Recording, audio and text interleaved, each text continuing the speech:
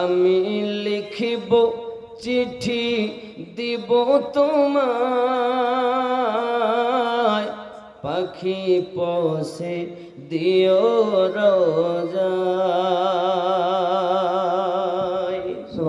আমি লিখিব চিঠি দিব তোমায়,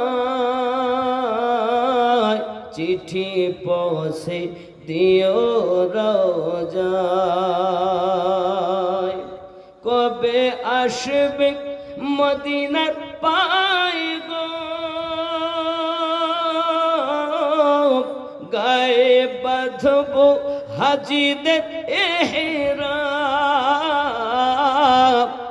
কবে আসবে মদিনার পায় গো,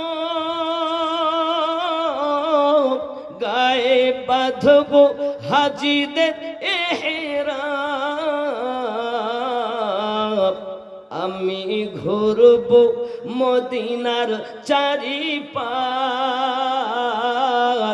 দু চোখে দেখব সবজে গুম্বাদ। আমি লিখিব চিঠি দিব তোমায়, পাখি পৌঁছে দিও রোজায়। জোরে বলো আল্লাহ। তৃষ্ণায় কাতর আমার এ মন, তৃষ্ণা মিটাবে কবে সংসার। তৃষ্ণায় কাতর আমার এ মন, তৃষ্ণা মিটাবে কবে সংসার। সে পানি মাখবো আমি সারা গায়, চিঠি পৌঁছে দিও রোজায়। আমি লিখিব চিঠি দিব তোমায়, চিঠি পৌঁছে দিও রোজায়। আল্লাহুম্মা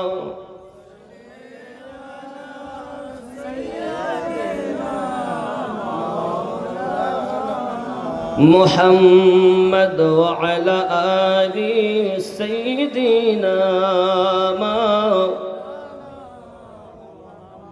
বাপজি আমার সালমান রাদিয়াল্লাহু তাআলা আনহু পৃথিবীর সরজমিনে শুনতে পেলেন নবী মুহাম্মদ সাল্লাল্লাহু আলাইহি ওয়াসাল্লামের কথা। তিনি ডাক দিয়ে বলছেন, ও সালমান শোনো, আমি পাদ্রী তোমাকে সংবাদ দেই। পৃথিবীর সরজমিনে নবী চেনার জন্য তিনটি উপায় তোমাকে বলি। এক নাম্বার, তিনি কিন্তু সাদকা খাবেন না। দুই নাম্বার, তিনি তাবারক যদি কেউ তোফা দেন গ্রহণ করবেন। তিন নাম্বার, তার পিঠ মোবারকায় মোহরে নবুয়ত আছে, যে মোহরে নবুয়তে লেখা আছে মুহাম্মাদুর রাসূলুল্লাহ। সালমান শুনে রেখে দাও, এই তিনটি নিশানা থেকে তুমি আখেরি জামানার নবী বলে চিনে নেবে। আল্লাহ পাকের দয়া, হযরত সালমান রাদিয়াল্লাহু তাআলা আনহু পাতলির মুখে সিরিয়াতে যখন কথাগুলো শুনেছি, আব্বা আমার কোথায় গেলে পাবো? বলে মক্কা হিজরত করে মদিনায় যাবে। আব্বাজি সালমান রাদিয়াল্লাহু তাআলা যত বকরি ছিল কাজকর্ম করে মুনি আপনার কিনা এমনি করে ব্রাহ্মণদের কাছে, এমনি করে পাদ্রীদের কাছে বাবা আমার কাজকর্ম করেছে, সব কিছু হয়েছে। সে আপনার একদল কাফেলা পেয়েছেন, সে আপনার ইয়াসরিবের দিকে রওনা দিয়েছেন। সেও আপনার কিনা রওনা দেয় সেই কাফেলার সঙ্গে। ওই কাফেলা সালমান রাদিয়াল্লাহু তাআলার মালমাত্তাগুলো নিয়ে তার হাতে পায়ে আপনার কিনা বেঁধে রেখে, হে বাবাজি আমার সোনা মানিকেরা, মদিনার আপনার কিনা বর্ডার থেকে, যেখানে বর্ডার বলা হয় বাবা হারামের বর্ডার, হারাম ঢুকতে এরপর থেকে হারামের এরিয়া শুরু, ওইখানে ফেলে রেখে গেছে। বন্ধুরে আমার, সেইখানে সালমান রাদিয়াল্লাহু তাআলা আপনার কিনা এক মনিবের কাজকর্ম করি।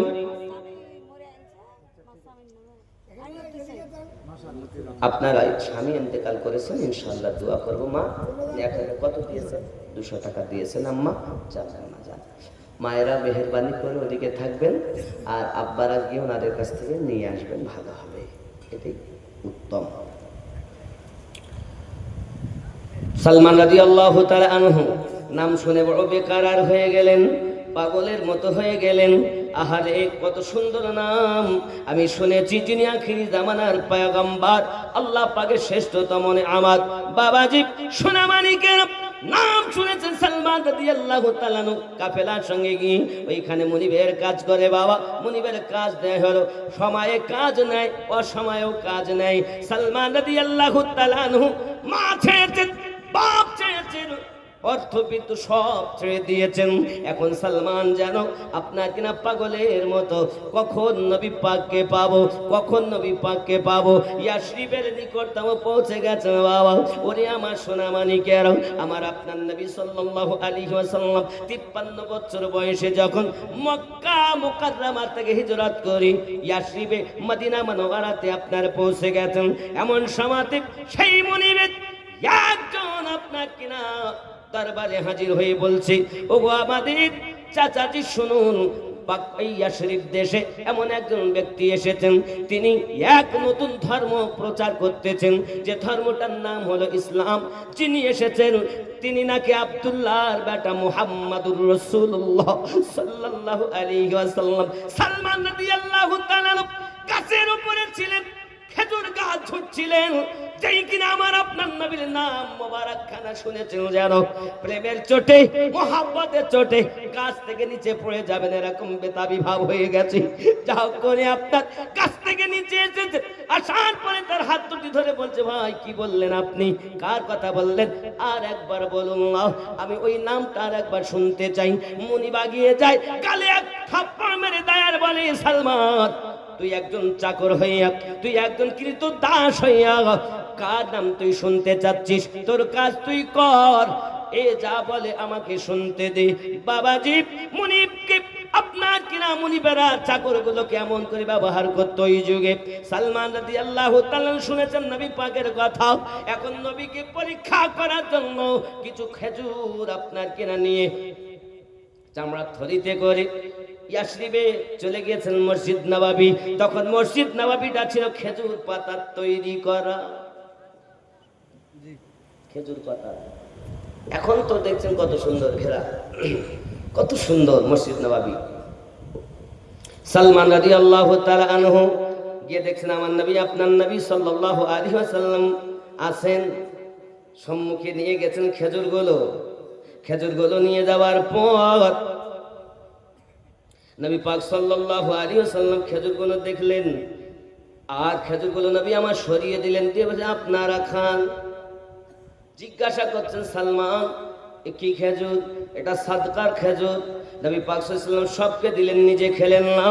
উনি বুঝতে পারলেন, পাদ্রী আমায় বলেছিলেন উনি সাদকা খাবেন না। এক নাম্বার প্রমাণ মিলে গেল।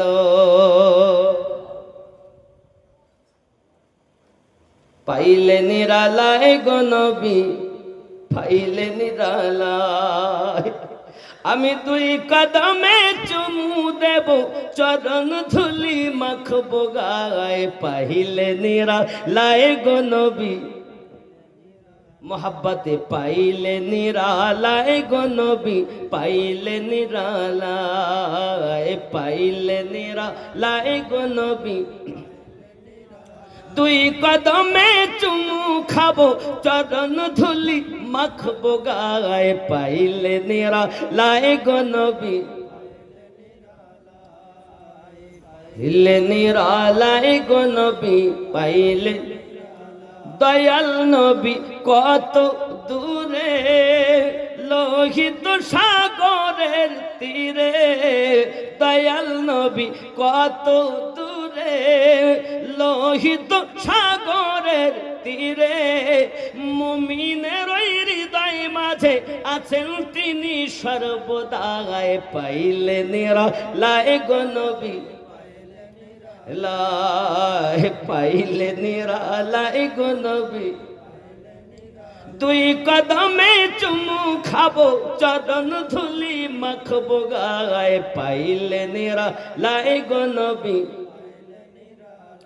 উম্মতি উম্মতি বলে কাঁদলেন নবী জীবন ভরে উম্মতি উম্মতি বলে কাঁদলেন নবী জীবন ভরে এখনো কাঁদিছেন নবী এখনো কাঁদিছেন নবী পাপী উম্মতের মায়ায় পাইলে নিরা লাহে গো নবী একটু জোরে বলুন পাইলে নিরালায় কি করবেন দুই কদমে চুমু খাবো চরণ ধুলি মাখবো গায়ে পাইলে নিরা আল্লাহ কবুল করুন জোরে বলুন না আমিন যে যাকে ভালোবাসে তাকে নিরালায় পাইতে চায় তাই না চাই না একটু নিরালায় পাইলে মনের কথা দুটো কইতা যুবক যে যাকে প্রেম করে তাকে নিরালায় পাইতে চায় তুমি আমার নবীকে প্রেম করো কখনো কি একবার নিশিরাতে কাঁদিয়া দেখেছো কখনো কাঁদো নাই শুধু বলে আমি নবীর আশিক নারায়ে রিসালাত ইয়া রাসূলুল্লাহ সাল্লাল্লাহু আলাইহি সাল্লাম বলাতেই শুধু নবী পাওয়া যায় না নবীর আশিক যারা হয় তারা কুরবানি দেয় কি কুরবানি দেয় কি দিবেন হায় হায় যুবক আমার সালমান রাদিয়াল্লাহু তাআলা মুনিবের কাজ করেন দ্বিতীয় পরীক্ষা আমার সম্মুখে দ্বিতীয় পরীক্ষা কি তিনি আপনার সাদকা তো প্রথম খাবে না দুই নাম্বার তাবারক তোফা যদি কেউ দেয় তিনি গ্রহণ করবেন আব্বা আমার আবার একদিন করলেন কি তিনি কিছু নিয়ে চলে গেলেন আপনার তাবারকান আমার নবী পাকের আপনার সম্মুখে দিলেন হুজুর আমি সালমান এনেছি আপনার কিনা তোফা আমার নবী পাক সকলকে দিলেন নিজেও খাওয়া দাওয়া করলেন বাবা সালমান বুঝতে পেরেছেন ইনি হলেন সেই নবী যার কথা আমি শুনেছি পৃথিবীর জমিনে সালমান যেদিন আমার নবী পাকের চেহারা মোবারকা দেখেছিলেন চেহারা মোবারকা দেখার সঙ্গে সঙ্গে আব্বা আমার সোনা মানিকেরা মনের ভিতরে সায় দেয় এত সুন্দর মানুষ আমি জীবনে চোখে দেখিনি 120টা বছর আমার গেল আমি অগ্নি পূজা করেছি খ্রিস্টান ধর্ম গ্রহণ করেছি কত কাজ আমি করেছি কত মানুষ দেখেছি কিন্তু এত সুন্দর মানুষ আমি দেখি নাই কারণ আমার নবী পাকের চেহারা এত সুন্দর পূর্ণিমার চাঁদের থেকেও সুন্দর কারণ পৃথিবীর জমিনে একজন নবী ছিলেন ইউসুফ আলাইহিস সালাম তিনি যে রূপ লাবণ্য পেয়েছেন সেটাও ছিল আমাদের নবীর সাদকা সুবহানাল্লাহ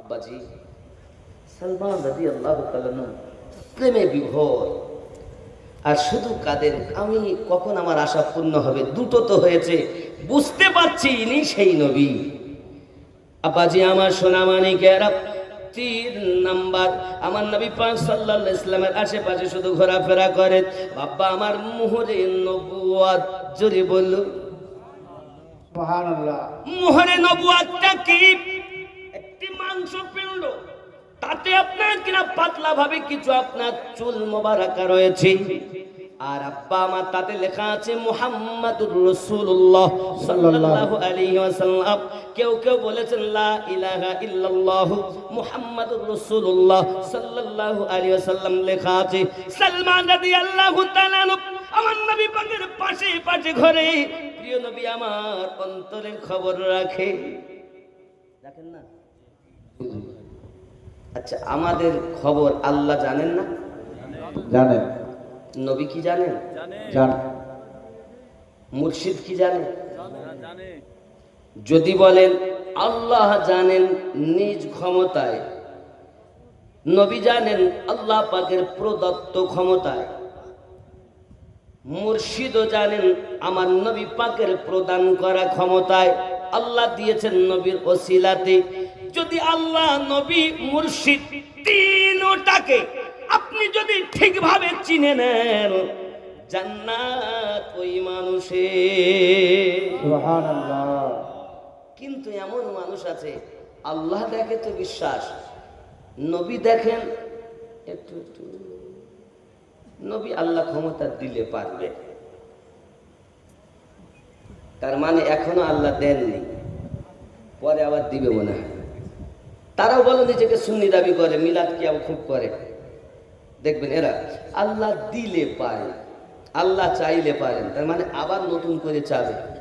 আল্লাহ পাক রব্বুল ইজ্জাত বলছেন আমি যা দেওয়ার দিয়ে দিয়েছি।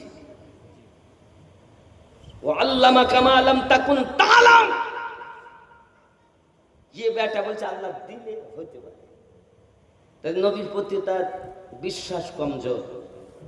3 নাম্বার, মুর্শিদও দেখেন আল্লাহ পাকের দেওয়া ক্ষমতায়, সে ক্ষমতা দিয়েছেন। আল্লাহ তো নিজেই বলে রেখেছেন 4 জায়গাতে আমার নেয়ামত, নবীন, সিদ্দিকিন, শুহাদায়ে কেরাম, সালেহিন। এই সালেহিনের বাংলা অর্থই হলো নেককার ব্যক্তিত্ব, যাদেরকে আল্লাহ পাক সূরা আল কাহাফের 17 নম্বর আয়াতে বলেছেন ফালান তাজিদা লাহু ওয়ালিয়াম মুরশিদা। এই মুর্শিদ নবী পাক নিরঞ্জন, 100 তাতে গাথা 3 জন রে। কে বলছেন? গাউসে ওয়াহারি রহমাতুল্লাহ আলাইহি। বাংলায় চিনলেন না আল্লাহর ওলি ওয়াহারি রহমাতুল্লাহ কেমন পীর ছিলেন? চিনলেন না? আরে মুর্শিদ নবী পাক নিরঞ্জন, 100 তাতে গাথা 3 জন রে। যে ব্যক্তি ধরেছে মুর্শিদ সে পেয়েছে নবী, যে পেয়েছে নবী সেই পেয়েছে আল্লাহ। এবার হয়ে গেল আপনার আল্লাহতে ফানা ফিল্লাহ, জীবন পেয়ে গেল বাকাবিল্লাহ। এই জন্য আমার মুর্শিদ কেবলা বলতেন মানুষ হইয়া মরো, পশু হইয়া মরো না। উলাইকা কাল আনআম বাল হুম আদাল, হয় মানুষ হইয়া কবরে যাও, নইলে পশু হইয়া কবরে যাও। দেখো তুমি মানুষ আছো কিনা? মানুষের চামড়া গায়ে থাকলে মানুষ হওয়া যায় না রে বাবা। খানা খেলে ঘুমালে সন্তান জন্ম দিলেই তাকে মানুষ বলে না। আপনি আমি যে কর্ম করি পশুরা ওই কর্ম করে, পার্থক্য কিসে? এই পার্থক্য যেদিন তুমি করে কাজ করবে ওই দিন তুমি ফানাপি শেখ হইয়া যাবে। সুবহানাল্লাহ। মুর্শিদ ধরো এমন যার দ্বারায় নবী পাওয়া যায়। তা আপনি এমন পীর ধরতেন সে নিজেও পায় না, আপনাকেও দেয় না। যুবক আমার, হযরত সালমান রাদিয়াল্লাহু তাআলা আনহু আমার নবী পাকের পাশে আপনার ঘোরাফেরা করছেন। আমার নবী পাক সবই জানেন। আমার আপনার নবী করলেন কি, আপনার কিনা নিজের জুব্বা মোবারকখানা জামাখানা একটু সরিয়ে দিচ্ছেন। মোহরে নবুয়াতটা আছে কোথায়? পিঠ মোবারকের ডান সাইডের দিকে। এটা কিসের নিশানা? যেদিন আমার আল্লাহ পাক আমাদের নবী পাককে সৃষ্টি করলেন, নিজের কুদরতি হাত আমার আপনার নবী পাকের পিঠ মোবারকায় দিয়েছিলেন। ওই কুদরতি হাতের নিশানাই হলো মোহরে নবুয়াত, যাতে লেখা আছে মুহাম্মাদুর রাসূলুল্লাহ। হায় হায়, যতক্ষণ এই মোহরে নবুয়াতে যে চুমা দেয় সে বেহিসাবি জান্নাতি হয়ে যায়। সালমান রাদিয়াল্লাহু তাআলা আনহু বলেন আমার মনের বাসনা আমি চুমা দেব, আমি চুমু খাবো সেটাতেই, কারণ আমার মন 2টি প্রশ্ন তো আমি পেয়ে গেলাম, উত্তর পেয়ে গেলাম, সঠিক হয়ে গেল। 3 নাম্বারটা যখন জানবো ইনি সর্বশ্রেষ্ঠ মহামানব, এটা আমি বুঝে নেব বাবাজি আমার। কারণ এক করে 120 বছর আমি বেকার কাটিয়ে দিয়েছি। সালমান রাদিয়াল্লাহু তাআলা আনহু এমনি করে মোহরে নবুয়াত আমার নবী পাক যখন জুব্বা তুলে দিয়েছেন দেখতে পেয়েছেন, আব্বা আমার ছুটে যাইয়া আমার নবী পাকের মোহরে নবুয়াতে চুমু খেয়ে নিয়েছে। নবী আমার অন্তর্যামী, নবী আমার মনের খবর রাখেন। আপনি হয়তো বলবেন নবী মনের খবর রাখেন না। আমি সংক্ষিপ্ত একটা ঘটনা বলবো বাবা। মোতার যুদ্ধটা আপনি একবার মাথায় রাখুন। আমার আপনার নবী সাল্লাল্লাহু আলাইহি ওয়াসাল্লাম যখন ইসলাম প্রচার করতে আরম্ভ করলেন, এই প্রচার করার জন্য নবী আমার চিঠি লিখে দিলেন রোম সম্রাটের কাছে যাও লইয়া চিঠিখানা রোম দেশে সম্রাটের কাছে যাইয়া বলো এক আল্লাহ পাকের ইবাদত করতে হবে, নবী মুহাম্মদ সাল্লাল্লাহু আলাইহি ওয়াসাল্লামের প্রতি আপনাকে ঈমান আনতে হবে, ইসলামী কলেমা আপনার গ্রহণ করতে হবে। রোম সম্রাটের কাছে যখন সাহাবী রাসূল এই পত্রখানা নিয়ে চলে যায়, আব্বা আমার জাল্লাদের দ্বারাতে রোম সম্রাট সাহাবী রাসূলকে আপনার শহীদ করে দেয়, যে একটা মুমির ভেতরে ভরে আমার নবী পাকের দরবারে পৌঁছিয়ে দেয়। আমার আপনার নবী মদিনা সাহাবায়ে কেরামকে ডাক দিয়েছেন, বলুন এখন উপায় কি? আমার নবী পাক কাঁদলেন, সব সাহাবী রাসূলেরা কাঁদেন, হুজুর উপায়? আমার নবী পাক বলেন দেখো রোম সম্রাট লিখে পাঠিয়েছে যুদ্ধের জন্য তৈরি হয়ে যাও। এখন তার সেনার সংখ্যা হলো 2 লক্ষ, আর আমাদের সেনার সংখ্যা হলো মাত্র 3000।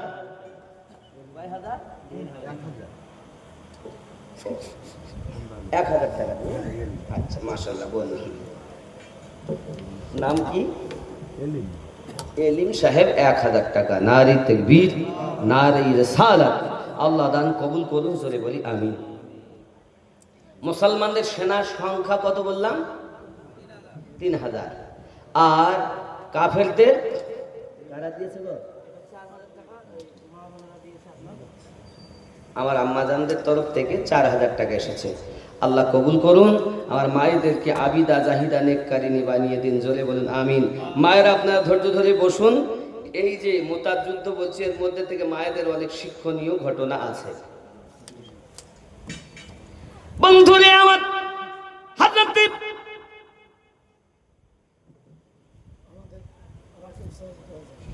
আব্দুর রাকিব সাহেব তিনি 2000 টাকা দিয়েছেন, আল্লাহ কবুল করুন, জোরে বলি আমিন। আমার এক বাপজি 200 টাকা দিয়েছেন, আল্লাহ কবুল করুন। আল্লাহ তাদের নেক জায়েজ নিয়তকে পূর্ণ করে দিন, জোরে বলি আমিন।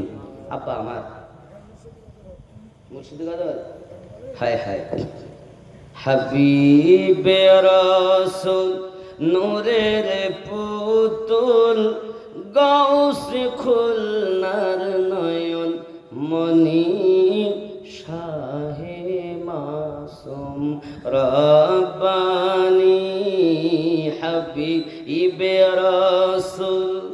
খেয়াল করবেন মুর্শিদি গজল ওরাহারে যাবেন, আজিজিয়া, মাসুমিয়া, আলিমিয়া, ওরাহার মাদ্রাসা আছে না, দেখবেন এই মাসুম রহমাতুল্লাহ আলী, আব্দুল আজিজ নকশবন্দি রহমাতুল্লাহ আলী কলিজার টুকরা, মানে ওরাহারি রহমাতুল্লাহ আলীর মুর্শিদের সন্তান পীরজাদা, জোরে বলুন সুবহানাল্লাহ।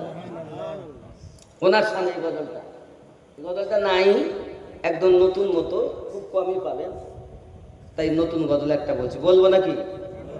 হাবিবে রাসূল নূরের পুতুল গাউসে খুলনার নয়ন মনি শাহে মাসুম রব্বানি হাবিবে রাসূল নূরের পুতুল গাউসে খুলনার নয়ন মনি শাহে মাসুম রব্বানি।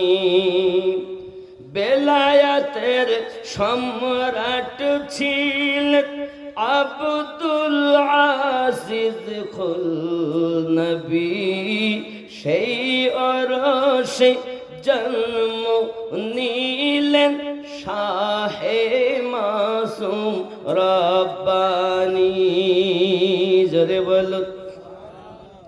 বেলায়েতের সম্রাট ছিলেন আব্দুল আজিজ খুলনবী, সেই অরশে জন্ম নিলেন শাহে মাসুম রব্বানি।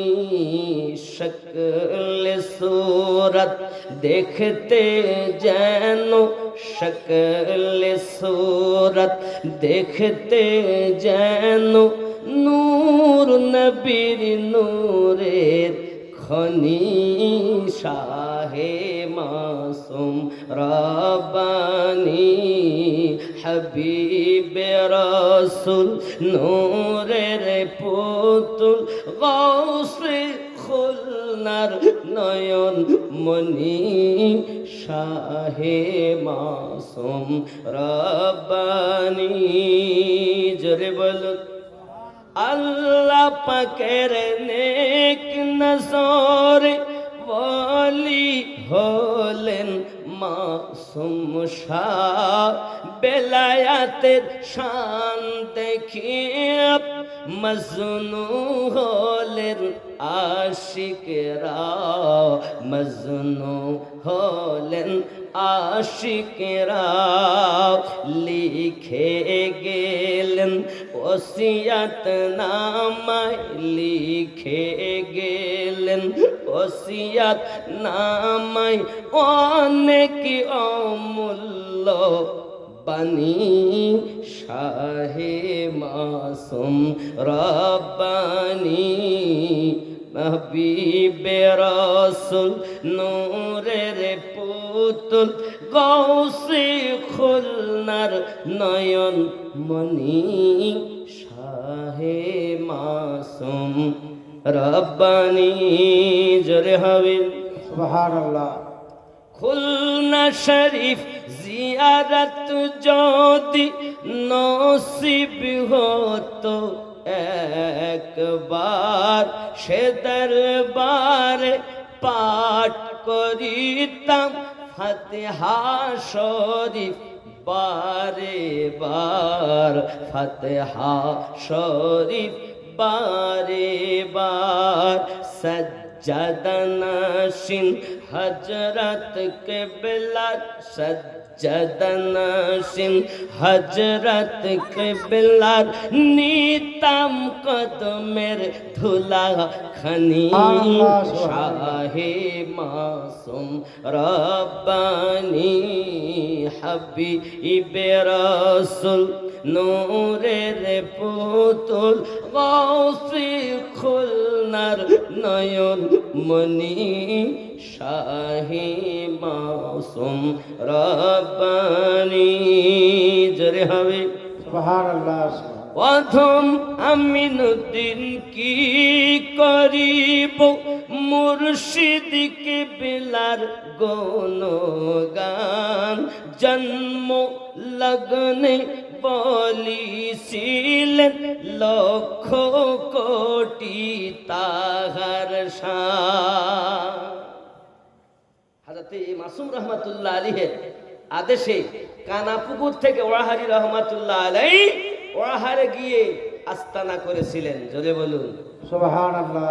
এই সেই মাসুম রহমাতুল্লাহ যার আদেশে ওয়াহারি চলতেন, ওনার শানে বলতেছি। প্রথম আমিনুদ্দিন কি করিব মুর্শিদ কিবলার গুণগান। জন্ম লগ্নে বলি যিনি লক্ষ কোটি তাহার শান। গাউসে খুলনা বলে গেলেন, গাউসে খুলনা বলে গেলেন অনেক অমূল্য বাণী শাহে মাসুম রব্বানি। আল্লাহুম্মা سيدنا مولانا محمد وعلى آل سيدنا مولانا محمد। 400 টাকা দিয়েছেন, লিখেছেন আসসালামু আলাইকুম। হ্যাঁ, হুজুরের কাছে অনুরোধ, আমার সোনার ওড়াহার এটি আর আজ উলছে মুর্শিদ পিয়া, এ দুটি শুনি,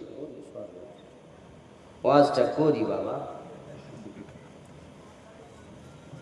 যদি বলুন না সুবহানাল্লাহ। সুবহানাল্লাহ। প্রিয় নবী সাল্লাল্লাহু আলাইহি ওয়াসাল্লাম কেমন অন্তর্যামী দেখুন। আমার আপনার নবী সাল্লাল্লাহু আলাইহি ওয়াসাল্লাম বলেন, তাহলে এখন বলেন আপনারা কি বলছেন? আমি নবী আপনাদের বলি আপন আপন বাড়িতে চলে যান, কারণ এই 2 লক্ষর সঙ্গে 3000 কেমন করে যুদ্ধ করবে বলুন। সাহাবী রাসূল বলেন, হুজুর আমরা আপনার ডাকে সাড়া দিয়েছি, যাওয়ার জন্য আসিনি গো হুজুর। আমাদের জীবনও যদি যায় তবু যাবে, আমরা আপনার সঙ্গ ছেড়ে চলে যাব না। ইমান কত, ইমান কত মজবুত। আমরা হলে কি বলতাম, 3 লক্ষর সাথে আমি যুদ্ধ করব। হাদিস শরীফ প্রমাণ করে 3000 সেনা মাত্র 2 লক্ষ। এ বাবাজি আমার, এদের সঙ্গে আপনার যুদ্ধ হবে। 3000-এর এত বুকবল, ইমানি এমন জোশ, যেন তারা 2 লক্ষ সেনাকে তুলোর মতো উড়িয়ে দিতে পারে, এমন বল তাদের ইমানই রয়েছে। সুবহানাল্লাহ। ইমান কারে বলে? পালিয়ে যাওয়ার নাম ইমানদার না। বন্ধুরে আমার, সঙ্গে সঙ্গে প্রিয় নবী সাল্লাল্লাহু আলাইহি ওয়াসাল্লাম ডাক দিয়ে বললেন, আপনারা যখন যেতেই চাচ্ছেন না, তাহলে আপনাদেরকে আমি বলি শুনুন, এই জিহাদের মাঠে যাবেন, প্রথম সেনাপতি হবে আমার পালিত পুত্র যায়েদ বিন হারিস। জুরি কন্যা সুবহানাল্লাহ।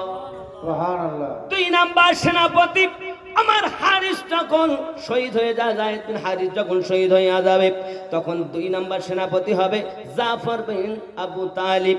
জাফর বিন আবু তালিব যখন শহীদ হয়ে যাবে, 3 নাম্বার সেনাপতি হবে আব্দুল্লাহ ইবনে রাওয়া। এই 3 জন সেনাপতি হবে। আর আব্দুল্লাহ ইবনে রাওয়া যখন শহীদ হয়ে যাবে, মুসলমান তোমরা তোমাদের মনের মতো ময়দানে একজনকে সেনাপতি নিযুক্ত করে নেবে। জোরে জোরে বলুন সুবহানাল্লাহ। আমি আপনাদের বোঝাতে চাচ্ছি বাবা, যুদ্ধ এখনো সংগঠিত হয়নি, যুদ্ধ এখনো পর্যন্ত হয়নি। আমার আপনার নবী আগাম বলে দিচ্ছেন, অমুক জন শহীদ হবে, অমুককে সেনাপতি নিযুক্ত করবেন। আপনারাই বলুন, একটি যুদ্ধ সেনাপতি কজন হয়? এক যুদ্ধে সেনাপতি কজন হয়? আচ্ছা, এই জলসার সভাপতি কজনের? একজন। একজনই না? তাহলে যুদ্ধের সেনাপতি কজন হবে? একজন একজন। হবে। কিন্তু রাসূল করিম বলছেন, যখন আমার পালিত পুত্র শহীদ হবে, তো জাফর বিন আবু তালিবকে সেনাপতি 2 নাম্বার, 3 নাম্বারে আব্দুল্লাহ ইবনে রাওয়া। আমার নবী পাকের ইলমে গায়েব প্রমাণ হয় না, তারপরেও তারা বলে নবী কিচ্ছু জানে না। আমার ওয়াহাবি রহমাতুল্লাহ আলীকে জিজ্ঞাসা করে, হুজুর আল্লাহ কেমন? তো হুজুর উত্তর দিতেন, যে যেমন তার আল্লাহ তার কাছে তেমন। যে যেমন তার নবী তার কাছে তেমন।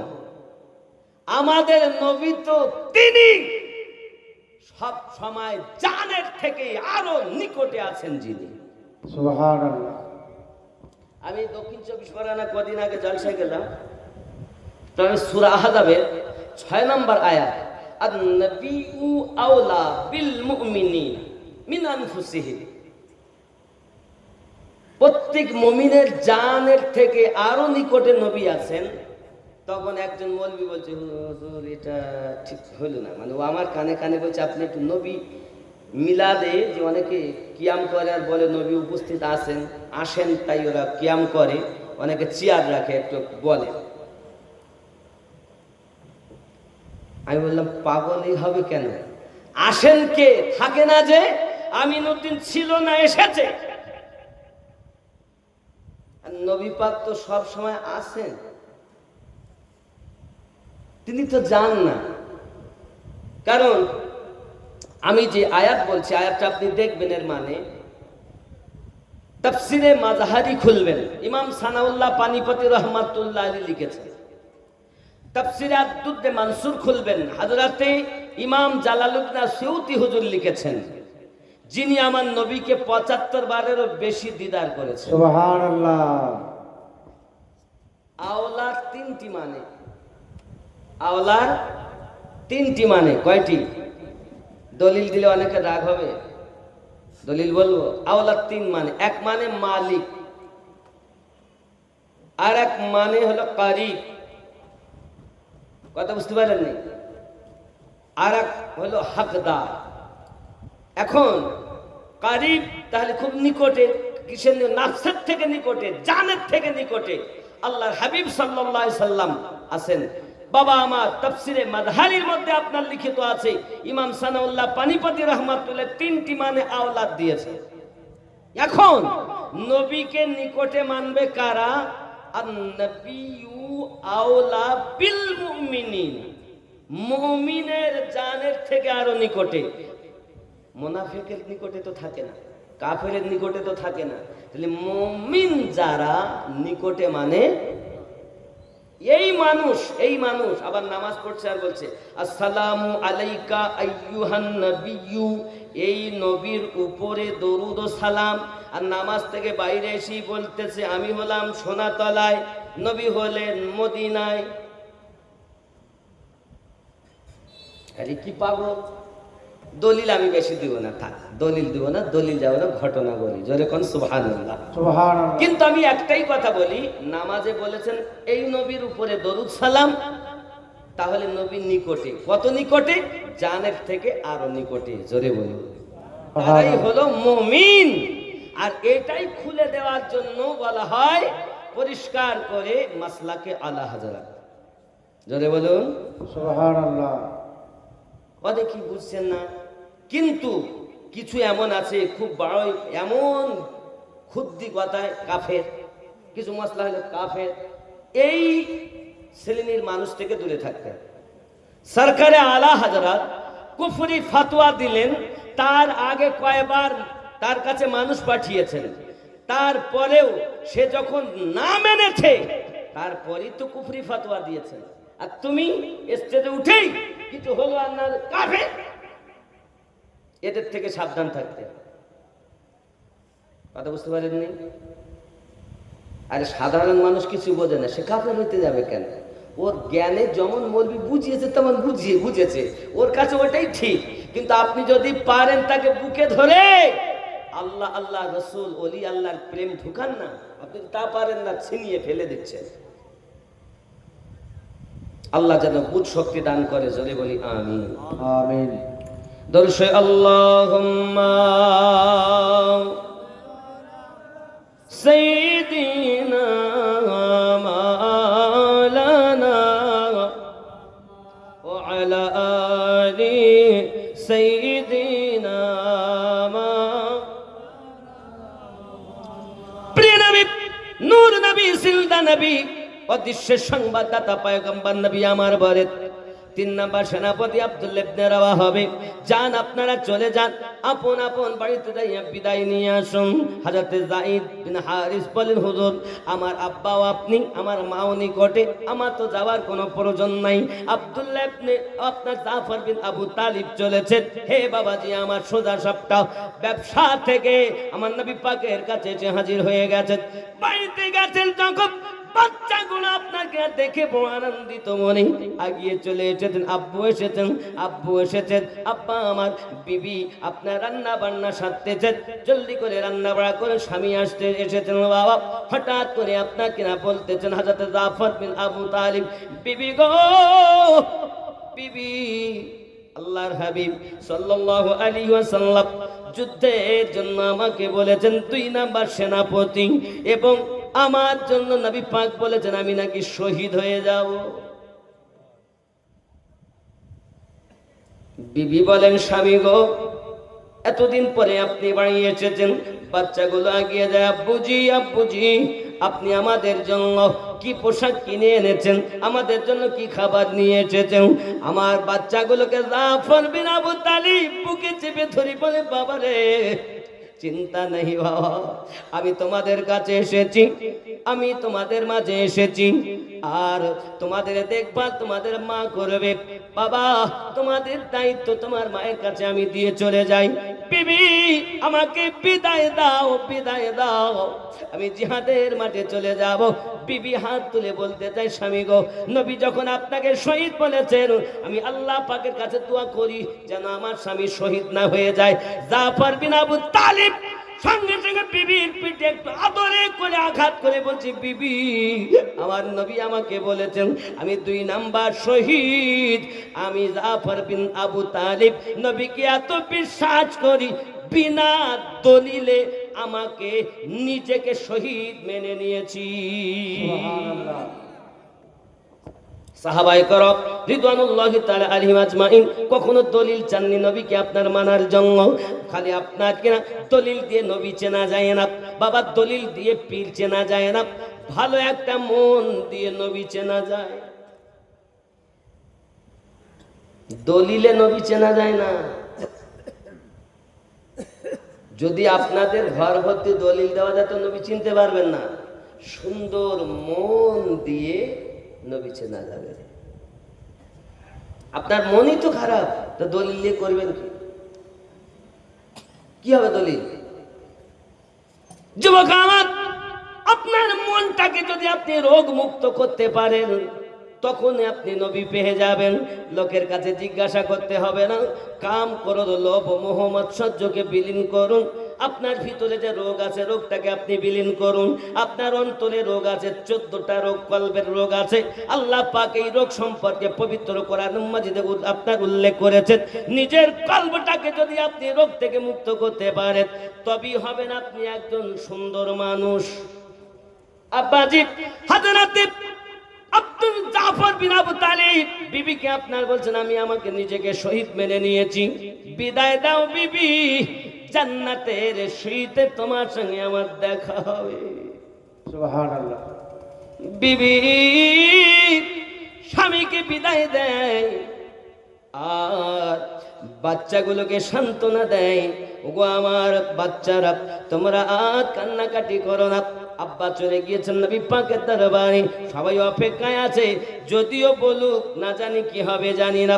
আব্বা আমার 3 নাম্বার সেনাপতি আব্দুল্লাহ ইবনে রাবাব বিবাহ করে বিবির চেহারা দেখেননি, বাড়ির দরজার কাছে গিয়েছেন, হে বাবাজি আমার বাসর রাত এখনো হয়নি, স্ত্রীর সঙ্গে এখনো দেখা হয়নি, দরজার সম্মুখে গিয়েছেন, কোরআন মাজিদ তেলাওয়াতের আওয়াজ শোনা যায়।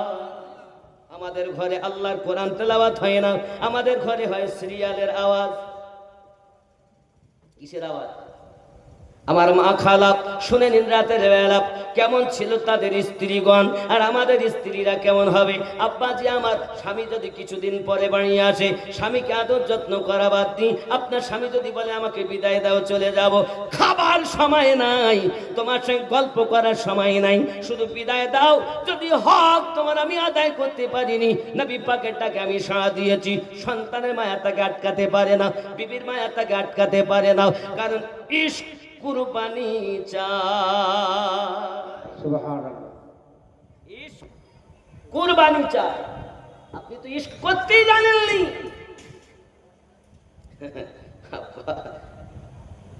লাইলিকে ভালোবাসে মজনু।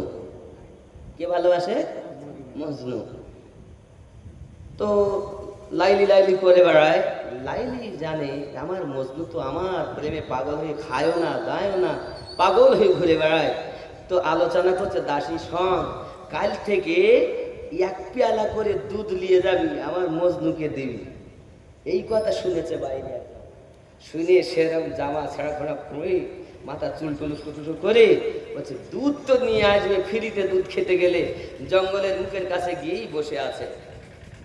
এখন লাইলি দাসী দুধ নিয়ে যাচ্ছে পেয়ালায় করে, আর ও দেখছে লাইলি লাইলি, এই মনে হয় সঠিক মজনু, তাকে দুধটা দিয়েছে, খেয়েছে। প্রতিদিন দুধ নিয়ে যায়, নকল মজনুতে খায়। বুঝতে পেরেছে? আসল মজনু না। পোশাক পরলেই সঠিক ইমানদার না, বুঝে নিতে হবে। এখন হঠাৎ বলছে হ্যাঁ গো, আস্তে আস্তে তো মজনুর ভাগ বেশি হয়ে যাচ্ছে, কারণ বেলতলায় মজনু, বটতলায় মজনু, তালতলায় মজনু, কত মজনু গো। আমার মজনু একটাই না, দুধ নিয়ে দিনের দিন বেশি। তা মজনু দুধ খাওয়ার লোভে মজনু অনেক হয়ে গেছে। এখন লাইলি বলছে এক কাজ কর, চাকু আর পেয়ালা নিয়ে যাও, নিয়ে গিয়ে বলো লাইলির শরীর খুব খারাপ, এই পেয়ালা ভর্তি রক্ত চেয়েছে।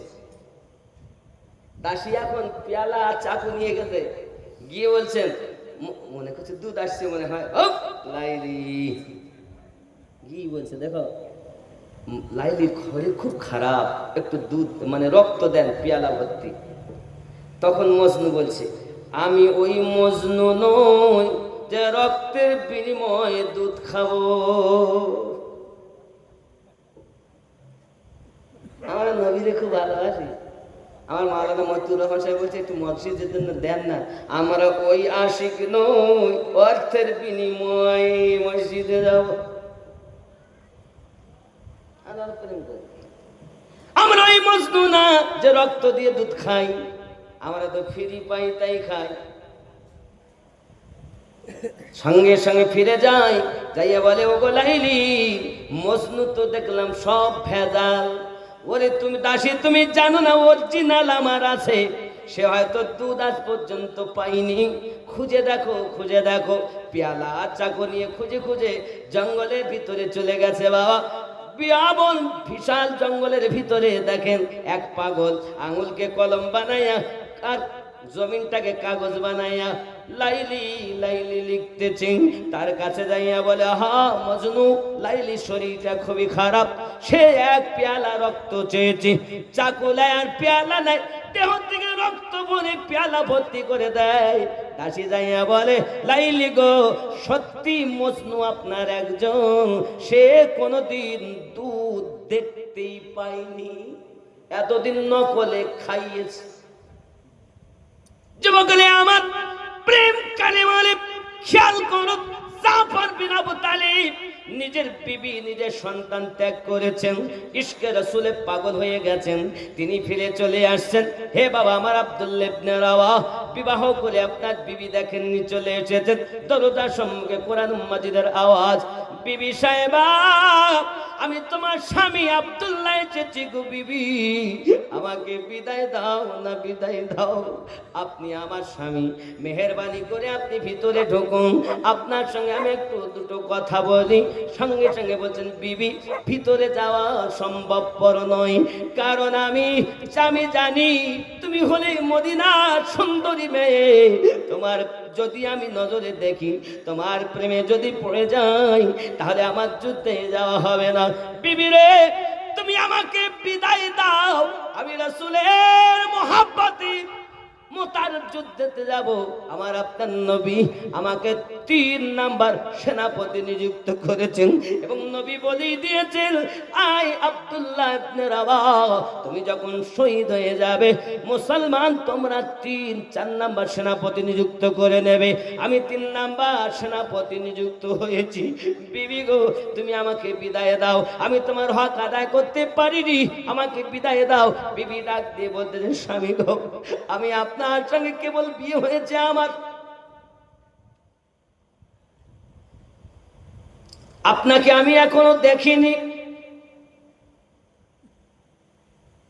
স্বামী আপনি জিহাদের মাঠে যাওয়ার জন্য আমাকে বিধবা বানানোর জন্য ইজাজত চাচ্ছেন, আমি কেমন করে দেই? আমাদের ঘরের মা যদি হতো তাই বলতো না, আর যদি বলতো জিহাদে যেতে হবে তা বউ ছেড়ে যেত, ছেলে যেত, এই কথা বলে ইশক কুরবানি চায়।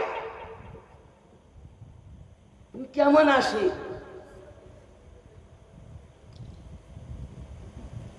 এই জন্য বলা হয় কি মোহাম্মদ সে वफा तूने तो हम तेरे हैं, ये जहां चीज क्या है लोह कलम तेरे हैं। যুবক আমার আপনি তো কিছুই করলেন না, আমার নবী এত খবর রাখেন, এর জন্য সরকারে আলা হযরত বলেছেন और कोई गायब किया तुमसे निहा हो भला, सरकार आला हजरत बोलते और कोई गायब किया तुमसे निहा हो भला, जब खुदा ही ना छुपा तुम पे करोड़ों दरूद। जरे बोलो सुभान अल्लाह। কত সুন্দর কথা। যিনি রবকে পর্যন্ত দেখেছেন, তার কাছে গোপন আর কি, উনি তো সব দেখতেছেন। আল্লাহ আমাদের নবীকে সে ক্ষমতা দিয়েছেন, জোরে বলুন সুবহানাল্লাহ। সুবহানাল্লাহ। আব্দুল্লাহ ইবনে রাওয়া তার বিবির কাছে বলছেন, বিবি বিদায় দাও। স্ত্রী বলে, স্বামী আমাকে একবার দেখা দাও। স্ত্রী কি বলছেন? দেখা দেন। স্বামী বলছেন, দেখলে যদি আমি আপনার প্রেমে পড়ে যাই তাহলে জিহাদের মাঠে যাওয়া হবে না, আর আমি হলাম 3 নম্বর সেনাপতি। স্ত্রী ডাক দিয়ে বলে, স্বামী আমার, আমি আপনাকে বাধা দেওয়ার জন্য ডাকি না। আপনি যে আমার স্বামী, আমি আপনাকে চিনি না, জানি না, দেখি না, শুধুমাত্র আমি আপনাকে দেখা দিতে বলছি এই কারণেই, লক্ষ লক্ষ মানুষ যখন হাসরের মাঠে থাকবে আমি যেন আপনাকে দেখে চিনে নিতে পারি যে আব্দুল্লাহ ইবনে রাওয়া তিনি আমার স্বামী এমন দেখতে ছিলেন। বাধা দিব না, শুধু একবার আমাকে দেখা দিন, যেন হাসরের মাঠে আমি আপনাকে দেখে চিনে নিতে পারি। এই জওয়ান যুবকেরা, সোনামানিকেরা, একে বলা হয় প্রেম, একেই বলা হয় আশিক, একেই বলা হয় রাসূলের পাকের দিওয়ানা। আমার মা খালা শুনে নিন, রাতের বেলা করবেন না ছালা পালা। আমাদের ঘরের মা, আপনি একটু চিন্তা করে দেখুন, তারা নিজের স্ত্রীকে পর্যন্ত ত্যাগ করেছেন, বাসর রাত পর্যন্ত করেননি, ইশকে নবীতে যাইয়া নিজেরা কুরবান হয়ে গেছেন। ওরে আমার সোনামানিকেরা, পৃথিবীর সরজমিনে যদি আমার এমন করে আমার মায়েরা আবিদা জাহিদা হতে পারেন, ইশক করতে পারেন, রাতের ঘুম হারাম করে দিই, ইশক ইলাহিতে যদি মশগুল হতে পারে, একদিন আপনার স্বপ্নে আমার নবীর দিদার হইয়া যাবে।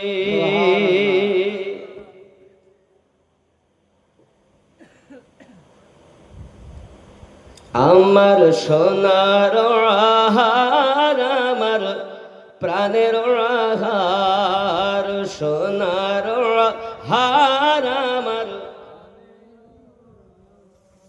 মোহাব্বতে সোনার, ও দরবারে আসেন শুয়ে মুর্শিদ আমার, সোনার হার আমার। একটু জোরে বলেন না আপনারা, সোনার প্রাণের ওহার, সোনার ওহার। একটু সবাই একসঙ্গে বলুন, আমার হুজুর ওয়াহিদি রহমাতুল্লাহ আলাইহি, তিনি শয়নে স্বপনে, তিনি মরেননি, তিনি জিন্দা। না মরে গেছেন? এর কাফেরই তো মরে না। কাফের যদি মরি যায় তা আযাব হবে কার?